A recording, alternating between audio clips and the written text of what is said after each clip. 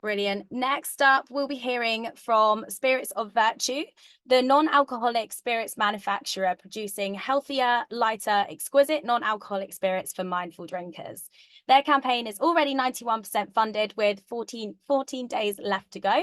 Today, we have Roddy and Kevin pitching, so over to you two. Hello there, everybody. Thank you for joining us today. So my name is Roddy Nichol. I'm the co-founder of Spirits of Virtue. And I'm Kevin Harvey, the finance director. So Kevin's here in case I get into trouble with figures to pull me out the mire. So a little bit about where we are.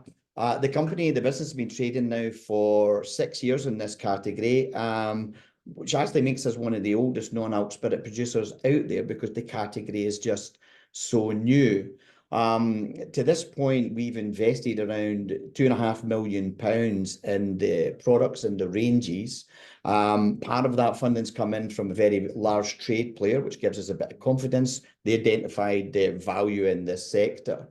What we've developed to this day is the largest non-alc spirit range in the world. And under that umbrella, we have 7 independent brands. So rather than say some of our competitors who have one face, we have independent brands. So like Blind Docus, which is our whiskey alternative, to Pearson's, which is our gin alternative. And they all have their own identifiable personality. They all have their own brand values. And what that means is that we're trying to build equity value in each of those individual brands. We export extensively, and it means that we are able to enter a marketplace with a particular brand forward. It might be a brown spirit market, say for instance in India, where we can enter whiskey forward, or it might very well be Southern America, where we can enter tequila forward.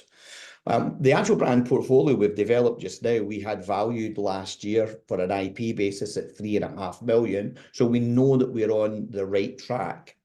We're very unusual in non-alc spirit world is that we have a dedicated non-alc spirit production facility. So we make the product, we bottle, we label, we pack, and we dispatch everything all on. We're in complete control of the whole chain all the way through. And we're very lucky to be about to move into even bigger premises. The products that we produce are very special. No artificial colours, no artificial flavours. They're vegan, they're halal. They have 1/10 of the calories. And they use a very, very special water from the Cairngorm Mountains in Scotland. We don't use anything else. We don't use reverse osmosis or some sort of chemical treatment of the water. It's a natural spring water. And if you were going to make the finest single malt or gin, this is very much the water that you would use. And it's our USP. Our business model is rather unique in non-alc spirits, maybe not in other categories, but in non-alc spirits, because we have our managed brand portfolio, where we are obviously trying to grow volume and build equity in the brands, but we also make own label for multiple retailers. That allows us to build volume and expertise. And I would often say at this moment, we are probably preeminent in our field. We produce the own label products for Asda, Lidl, Aldi, and into even export markets to Spinneys in the Middle East. So it's a very, very unusual model, but it allows us to continue to build volume, and that brings down our COGS. This side of the business, the own label, is growing at an enormous rate. The category itself is forecast to grow by 9% between 2022 and 26. In fact, so much so that we are now asked to tender for projects. We don't actually really go out and look for that business now. The big multiples come to us, and we win awards for our customers. So last month we won a gold medal at the London Spirit Awards and best non-alc in the world for Asda. And we also won a gold medal at the San Francisco Spirits Awards for one of our other clients. NPD is very, very important for us. So we're always developing new into that range, and we're about to launch a full range of RTDs ready to drink in the can process, and secured a very large order, which is going to move into the States. And it's a sort of lower price point, entry point for people who want to taste and experiment with non-alc spirits. One of the big things about the expertise is that the UK is the lead market for non-alc spirits in the world. We are a good number of years ahead of everybody else. And what we do a large part of the time is sell that expertise. So to give you an example, North America is perhaps 2 years behind the UK, Japan 3 or 4, and India is just in its infancy.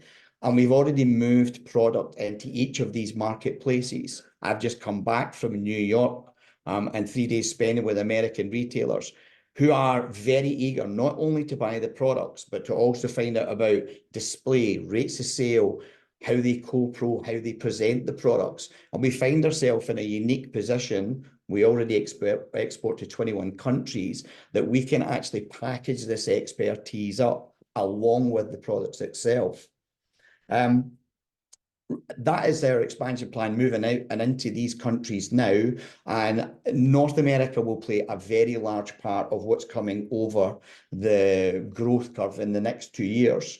It's a dynamic category. And to give you, for instance, at the beginning of this week, 2 more jobs came in. One is for 8 SKUs going into a supermarket chain in Slovakia, and another one is for a full container of RTs that's actually going out to the United States. None of those I knew about on Monday morning, so it gives you an idea just how quickly this is actually moving off. And that sees us, the investment in the company. We're on target to hit all of our revenue points this year and to break into profitability at the end of Q2, which I'm immensely proud of. It's taken us a few years to get to this point, but as a non-alc spirit company now, we're moving to the point that we can look at more structured finance. And it's probably best that I pass over to Kevin, the financial guy, at this point. Yeah, no, I'm conscious probably move on to the Q&A in a minute, but certainly it's been a key target for us to move into profitability, although the plan in place is funded through cash generation and the existing resources of the business. Just having that ability to access the debt market if and when we need to take advantage of the opportunities is really important, because as Rory touched on, the market's moving so quickly.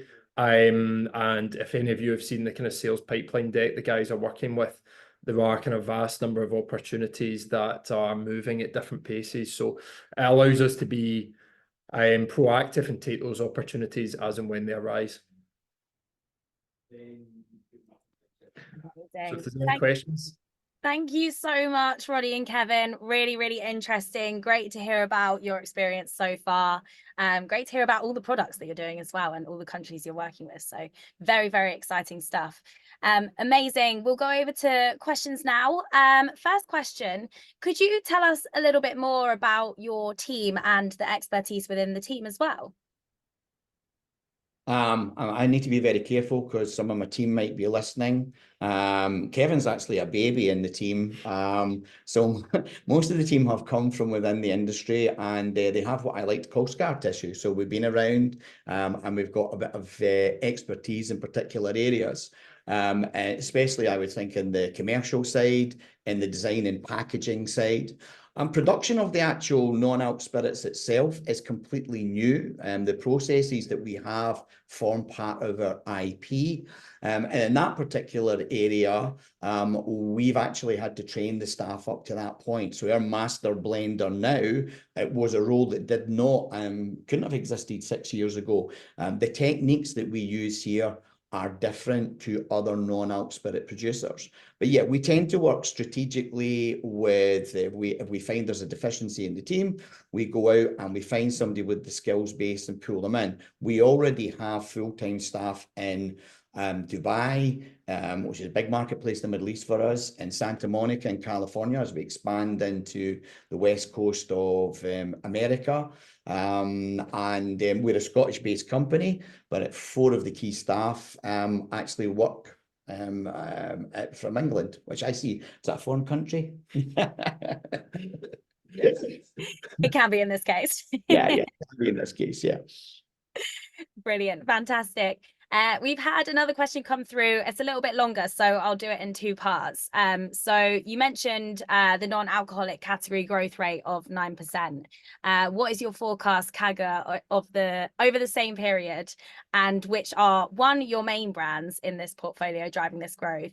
And two, is it B2B or B2C driving this growth? But we can take that in two parts.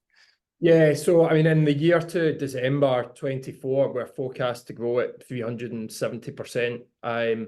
So you know, our growth rate at the moment is very aggressive. Now a big part of that, as Rory touched on, is coming from B2B own label or private label products, because that is a strategy that we see is working with building relationships in this category, leading on liquid development and liquid excellence. And it also provides us a strong position to then feed in the brands after. But that is likely, so the year after, so FY25, that percentage is likely to drop down to around just less than 30% own label, private label, and about 70% branded. So it's likely to swing, or certainly expected to swing quite quickly back to branded sales. And again, B2B branded sales into retail, distribution and wholesale over that period. So we understand the brand is where the value is, but ultimately we see the strategy we've got in place as a really key strategy to access that value in the future. B2C is still important. The Amazon channels are where we see that B2C traction coming from. But there's no doubt at the moment, the main focus for us is to obtain and retain shelf space in some large strategic retail accounts, both in the UK, the US, and into the Middle East and Asia. Yeah, definitely. And you mentioned there as well about obviously supermarkets being kind of your largest area. Just wanted to ask about the specific brands you're working with and whether there's anyone else in the pipeline that we can get excited about. So I believe it was Asda, Lidl and Aldi from the UK. Are you in conversations with any other big brands or anything that you can kind of disclose at this point, or is that all kind of under embargo at the moment? Well, I've just come back from 3 very, very busy and eventful days in New York.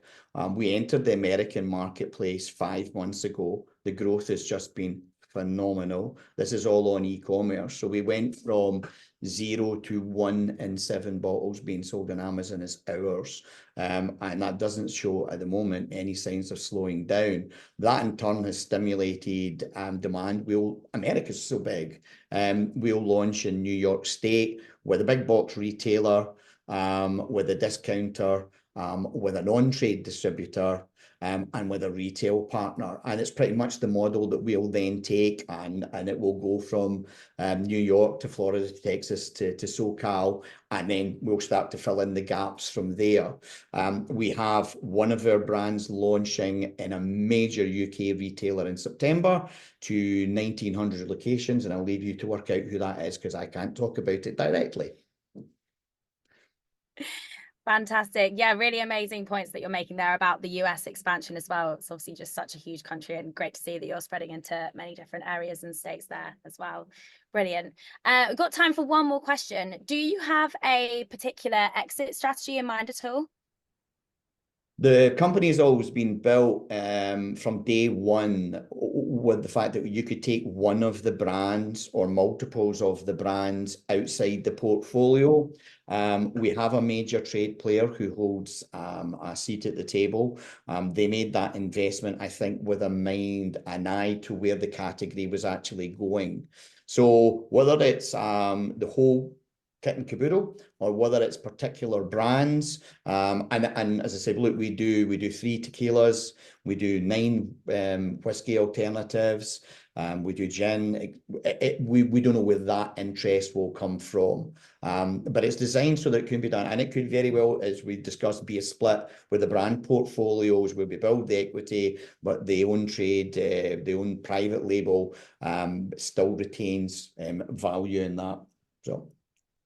Great. Yeah, really good to see that you've got options there, you know, brand versus company. It's fantastic. Amazing.